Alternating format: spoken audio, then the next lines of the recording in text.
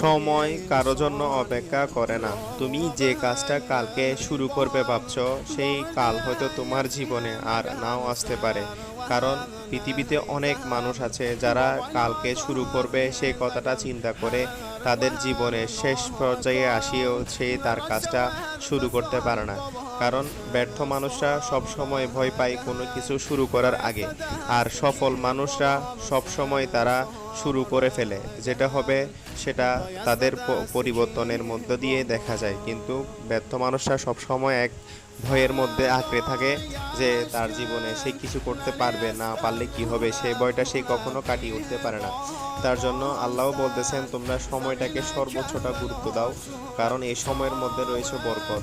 তার জন্য আমরা আমাদের জায়গা থেকে সর্বোচ্চটা চেষ্টা করে যাব।